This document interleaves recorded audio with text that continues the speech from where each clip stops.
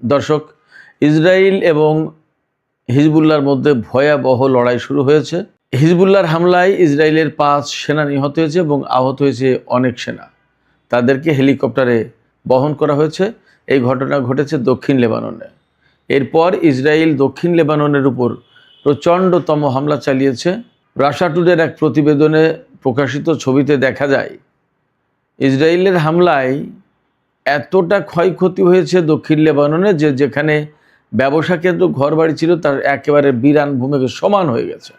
এদিকে বার্তা সংস্থা রয়টার্স সহ বিভিন্ন সংবাদ সংস্থা খবর দিচ্ছে হিজবুল্লাহ এবং ইসরায়েল যুদ্ধবিরতিতে সম্মত হয়েছে, কিন্তু যুদ্ধবিরতি কার্যকর হয়েছে বলে যখন খবর আসছে তখন আবার যুদ্ধ চলছে বলেও খবর পাওয়া যাচ্ছে। এমনকি ইসরায়েলের প্রধানমন্ত্রী বেনিয়ামিন নেতানিয়াহু বলছে তিনি হামলা জোরদার করার নির্দেশ দিয়েছেন। এদিকে এই লেবানন সংঘর্ষের কারণে আজকে সুইজারল্যান্ডের জেনেভায় যে ইরান এবং আমেরিকার মধ্যে আলোচনা শুরুর কথা ছিল তা কিন্তু হয়নি। অনেকে আশঙ্কা করছেন এই ঘটনাকে কেন্দ্র করে ইরান এবং আমেরিকার মধ্যকার সই হওয়া সমঝোতা ভেস্তে যেতে পারে, অর্থাৎ বানচাল হয়ে যেতে পারে। সেক্ষেত্রে প্রশ্ন আসছে, ডোনাল্ড ট্রাম্প কি ইসরায়েলকে নিয়ন্ত্রণ করতে পারবেন? যদি না পারেন তাহলে আসলে সামগ্রিকভাবে মধ্যপ্রাচ্য যাচ্ছে কোথায়, মধ্যপ্রাচ্যের ভবিষ্যৎ কি? সুপ্রিয় দর্শক, এখনকার ভিডিওতে এই সমস্ত বিষয় নিয়ে বিস্তারিত আলোচনা করব। আশা করি আপনারা শেষ পর্যন্ত সঙ্গে থাকবেন। আর ভিডিও ভালো লাগে যদি তাহলে লাইক কমেন্ট শেয়ার করবেন এবং চ্যানেলটি সাবস্ক্রাইব করে সাথেই থাকবেন। চলুন দর্শক, বিস্তারিত আলোচনা করা যাক। আমরা সবাই জানি আমেরিকা এবং ইরানের মধ্যে যে সমঝোতা সই হয়েছে সেই সমঝোতার 1 নম্বর শর্ত হচ্ছে লেবাননে যুদ্ধবিরতি করা, অর্থাৎ লেবাননে যুদ্ধ চলতে পারবে না, ইসরায়েলের হামলা বন্ধ করতেই হবে। এবং এই শর্ত মেনে নিয়েই কিন্তু আমেরিকা ইরানের সাথে সমঝোতায় পৌঁছেছে। আর এই সমঝোতা বাস্তবায়ন হলেই কেবল ইরানের সাথে আমেরিকার চূড়ান্ত চুক্তি হবে। তার মানে খেয়াল করুন, এই যে 14 দফা সমঝোতা প্রতিষ্ঠিত হয়েছে, এই 14 দফা সমঝোতার 1 নম্বর দফাই হচ্ছে লেবাননের শান্তি চুক্তি। তো সেই লেবাননের শান্তি যদি না আসে তাহলে ইরান এবং আমেরিকার মধ্যে এই সমঝোতা, এই চুক্তি, এগুলো কোনো কিছুই তো টিকে থাকে না, কোনো কিছুর পজিটিভ সম্ভাবনা থাকে না। সেক্ষেত্রে আমেরিকার উপর এখন এই মুহূর্তে আসলে প্রচণ্ড চাপ বেড়েছে। ইরান আজ সকালে একদম সুস্পষ্ট করে বলেছে লেবাননে যুদ্ধবিরতি হয়নি, অতএব আমরা সুইজারল্যান্ডে যাচ্ছি না, এই আলোচনা হবে না। আগে আমেরিকা লেবাননের যুদ্ধবিরতি এনশিওর করুক, নিশ্চিত করুক, তারপরে যাব। ইরান কেন এই শক্ত অবস্থান নিল? আমি একদম শুরুতেই বলেছি, লেবাননের হিজবুল্লাহ যোদ্ধাদের হামলায় ইসরায়েলের 5 সেনা নিহত এবং বেশ কয়েকজন আহত হয়েছে। লেবাননের যোদ্ধারা ইসরায়েলের সেনাদের উপরে অ্যান্টি ট্যাঙ্ক মিসাইল ছুঁড়েছিল।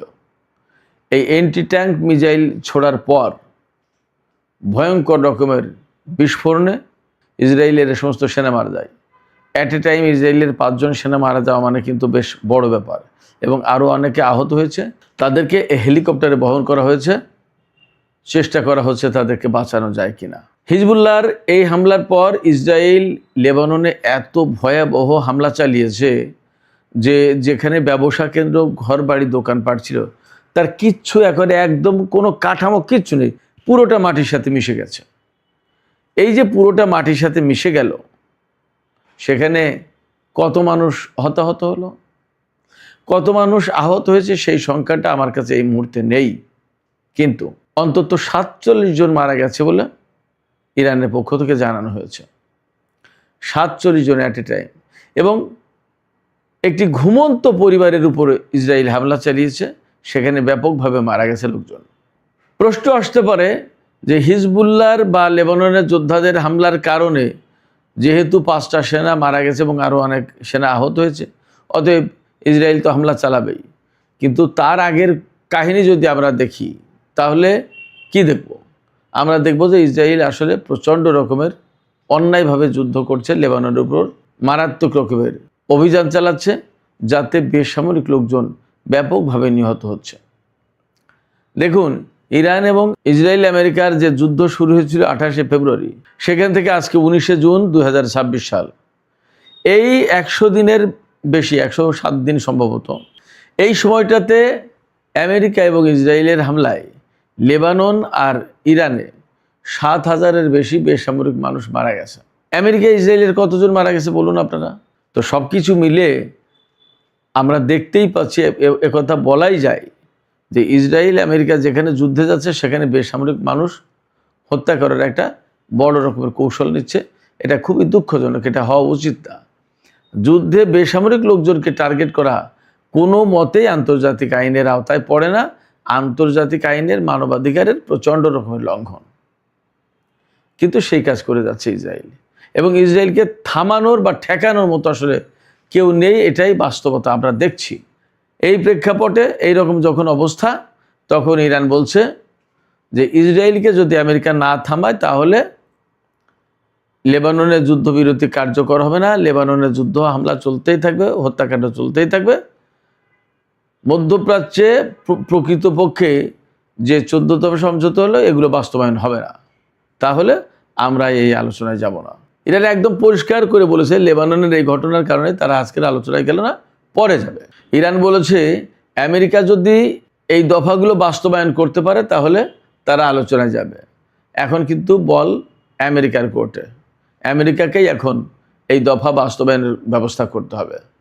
এবং আমেরিকা যেহেতু ইসরায়েলের দায়িত্ব নিয়েছে, বা ইসরায়েলের কথা মতো আমেরিকা ইরানের বিরুদ্ধে যুদ্ধ করতে এসেছে, এখন আমেরিকা ইরানের সাথে যখন চুক্তি হচ্ছে, তখন ইসরায়েল আমেরিকার পক্ষের একটা অংশ, লেবানন ইরানের পক্ষের একটা অংশ। ইরানে যদি যুদ্ধবিরতি হয় তাহলে লেবাননের যুদ্ধবিরতি হতে হবে, এটা ইরানের বক্তব্য ছিল, দাবি ছিল। এবং সেই যুদ্ধবিরতি কার্যকর করতে গেলে ইসরায়েলকে ঠেকাতে হবে আমেরিকাকে, অর্থাৎ আমেরিকা ইসরায়েলকে ঠেকাবে।